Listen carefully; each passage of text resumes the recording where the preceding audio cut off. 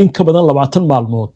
ayaa waxaa laga cabsi qabaa in uu yeesho weji kale waxaana la leeyahay hadda dagaalka wuxuu ka gudbay duqeymihii oo wuxuu u gudbay beegsiga xarumaha shidaalka arrintan waxay dulmo walaac weyn gelisay suuqyada caalamka oo imika foostada shidaalka ayaa waxay dhaaftay $110 cabsi weyn ayaa ka jirta wadamada reer Yurub walwal weyn ayaa ka jira bacdama ay ku tiirsan yihiin gaaska ka yimaada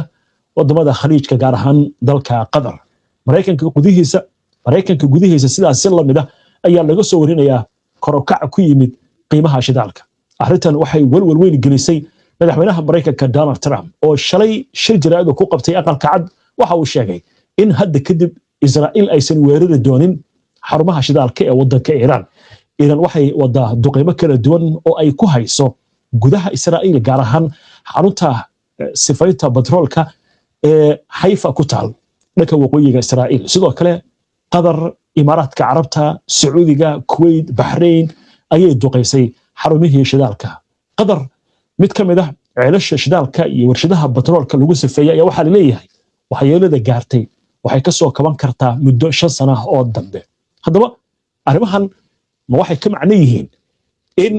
xiisadu aysan degayn oo hadda iyo kow xiisadu ay cirka isku sii shareerayso xogahaasi oo idil oo khabiir military oo ka horiyay xogahan oo qadka ku jira maxamed warbixintu maxay ku bilaabanaysaa sida dalalkan gacanka laga soo xiganayo bartilmaameed inay Iran ka dhigato wadamada gacanka ay ballaariso weeraradeeda dagaalkan ay dardargeliso ayaa ku socda xawli aad khatar u ah marka laga gudbo xaqiiqada ah Mareykanka iyo Israa'iil in labadaba ay weerar xoog leh ku qaadayeen goobaha kaabayaasha saliidda iyo gaaska wadanka Iran iyadoo taasna qayb ka ah dagaal ka socda bilowday ilaa laga soo bilaabo February 28-keedii ciidamada ilaalada kacaanka ee wadanka Iran ayaa ballan qaaday inay ku jawaabayaan inay weerar ku qaadaan goobaha gaaska kaabayaasha gaaska ee koonfurta ku yaala Israa'iil waxay sidoo kale sheegeen inay bartilmaameedsan doonaan dhammaan wax soo saarka xagga shidaalka ee Israa'iil iyo wadamada gacanka waxa ayadana jawaabta Iran ay bartilmaameed u noqotay wadamada gacanka kuwaasoo la sheegay in ay dagaalka sida ay muuqato Iran ay gantaalo ballistika kaashanayso oo ay ku daqeysay Yanbu oo badda cas ku taala wadanka Saudi Arabia uu leeyahay oo xarun shidaal ah oo ah kuwa ugu muhiimsan ee istiraatiijiga ah ee wax soo saarka xagga gaaska ee Saudi Arabia waa gartay dhanka maxaa laga ogayaa marka Qatar iyo Imaaraadka Carabta duqeymaha ee ka dhacay Iran sidoo kale waxay gantaalo la dhacday wadamada Qatar Kuwait Istaga Imaaraadka Carabta sida laga soo xiganayo macluumaad waxa muuqata shirkadda Kuwait ee shidaalka ayaa waxa ay sheegtay in laba dab oo waaweyn ay qabsadeen xarunta Miina Ahmadi la yiraahdo lagu sifeeyo shidaalka iyo xarunta Abdallah la yiraahdo oo dabkeeda la daminayo kadib markii diyaarada drones lala eegtay inkastoo dhaawac iyo khasaare kale aan la sheegin laakiin dab uu kacay wadanka Qatar shirkadda u qaabilsan saliidda ayaa ayadana ku waramaysa in waxyeello weyn la gaarsiiyey goobihii shidaalka kadib markii Iran gantaaladeeda lala helay Ras Laffan warshad weyn oo ku taala oo 20% gaaska caalamka inta badan laga qaado wadanka Qatar uu soo saaro Saudi Arabia ayaa waxay sheegtay inay ka hortagtay burburisana 4 gantaal oo nooca ballistikada loo yaqaano oo lagu soo riday magaalada Riyadh waxay sidoo kale fashilisay leeyahay isku day diyaarada drones lala eegan lahaa goobo gaaska laga soo saaro ee bariga wadanka Sacuudiga ku yaala madaxweynaha Mareykanka Donald Trump ayaa ku dhawaaqay in dowladda Mareykanka aynan ogsooneyn Israa'iil inay weerar ku qaadaysay xarumaha gaaska wadanka Iran ee Bashaheer wuxuuna intaas ku daray Qatar sidoo kale wax shaqo ah kuma lahayn weeraradan la qaaday hadalladan ku saabsan Iran inay bartilmaameedsatay militarigeeda iyo goobo istiraatiijiga ayaa nin khabiira oo sareeya gaas Nabil Abu Zaid la yiraahdo ayaa waxa uu sheegayaa in bartilmaameedyada ay ahaayeen kuwa wax ku oola Iranna ee wadamadii gacanka oo dhan ay waxyeello gaarsiisay iyadoo laga jawaabayo weerarka Israa'iil. Wuxuu tilmaamayaa in warbaahinta Iiraan doodooda ay qusayso Iiraan jawaabteeda inay noqonayso in kaabayaasha shidaalka ee Israa'iil in la burburin doono. Sidoo kale xarunta Karish la yiraahdo ee gaaska laga soo saaro ee badda Mediterranean ku taala Israa'iil ay leedahay iyo xarunta shidaalka lagu safeeyay ee Haifa ayaa sidoo kale la beegsanaya. Waxaana muuqata arrimahaasi inay yihiin arrimo aad xasaasi u ah oo saameynaya shidaalka. waa gartay maxaa lagu safeynayaa marka Iiraan sababta u beegsanayso wadamadan khaliijka? Iiraan waxay beegsatay wadamada gacanka waxayna gaartay goobaha saliidda laga soo saaray wadamada Qatar, Sultanka Imaaraadka Carabta, Bahrain, Kuwait iyo Saudi Arabia. Arrintaasna waxay u dhigan tahay sida Abu Zayd hadalku u dhigayo dagaalka inuu dardargalay ayna tahay wax maangad ah. Iiraan waxa ay doonaysaa in gobolka ay qiimo weyn ugu fariisato marka ay timaado xagga saliidda oo saliiddeedana la duqeeyay. waxayna u tixgelinaysaa waxa dhacaya inay yihiin howlihii militariga inay isbedeleen oo hadda dhaqaalaha la iska beegsanayo. Abu Zayd ayaa waxa uu sharaxayaa Iiraan jawaabteeda ay Israa'iil beegsanayso magaaladeeda weyn ee Tel Aviv ayaa waxa ay tahay saameyn weyn mid yeelatay. sidoo kale waxay beegsatay goobaha saliidda ee Mediterranean-ka iyo Haifa, goobaha shidaalka lagu safeeyo. arrimahana waxay u muuqdaan inay weli khatarteeda sii ballaaranayso. waa gartay waaya dhinaca kale waxaan haddaynu ka eegno Sacuudiga lama weerarayn, Iiraan ma aysan weerarayn maalmihii hore ee toddobaadkii ama toddobaadyadii ugu horreeyay dagaalka ama toddobaadkii ugu horreeyay. marka ma la oran karaa isbedel baa ku yimid mowqifkii Iiraan ee ku aadanaa Sacuudiga? xaddiga hadda Iiraan ay ku bartilmaameedsanayso wadamada gacanka ayaa kordhay kadib markii kulan lagu yeeshay magaalada Riyaad ee caasimadda ah wadanka Saudi Arabia.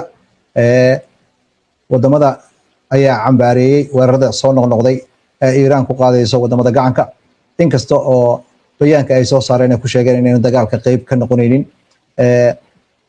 ninkan khabiir ku ah arrimaha militariga iyo istiraatiijiyada ayaa wuxuu aaminsan yahay ciidamada ilaalada kacaanka wadanka Iiraan in ay muujinayaan in go'aamada Iiraan uu yahay mid si toos ah dagaalka u dardargelinaya xaaladana aynan sii qaboobi doonin. wuxuuna tilmaamayaa Iiraan in ay kaararkeeda dhan isticmaalayso, waxaana ay isticmaalaysaa xirfadeeda iyo gantaaladeeda bolistikada ah iyo xiritaanka kaarka ah marinka Hormuz. sidoo kale waxay isticmaalaysaa kaarka ah xulafadeeda gobolka, waxayna doonaysaa sida uu khabiirkan hadalku dhigayo in ay xakamayso saliidda caalamka u gudbaysa ee maraysa marinka Hormuz. waxayna rabtaa ascaarta saliidda oo dhan in uu cirka isku shareero. waa gartay gabagabadii markaan anagu ku jirnaa qabiirku muxuu ka aaminsan yahay marka xaaladahan imika socda? muxuu kusoo gabagabeeyey warbixintiisa? Abu Zayd ayaa waxa uu sheegayaa Iiraaniyiintu inay aaminsan yihiin hadday dagaalada dardargeliyaan ka dhanka wadamada gacanka in ay ku qasbi karaan gobolka inay cadaadis ku saaraan dowladda Maraykanka, in lagu qasbo in ay qaadato wado diblomaasiyadeed. laakiin calaamadaha hadda muuqdo dhan waxay muujinayaan dagaalka wax hoos usoo dhigaya ma jiraan. sarkaal Maraykan ah iyo 3 sarkaal oo kale oo arrimahan aad ula socda ayaa sheegay in Maraykanka madaxweynihiisa uu ka baarandegayo sidii kumanyaal ciidamada lugta uu bariga dhexe ugu dari lahaa. wakaaladaha wararka ee reer galbeedka qaar ka mid ah ayaa waxa ay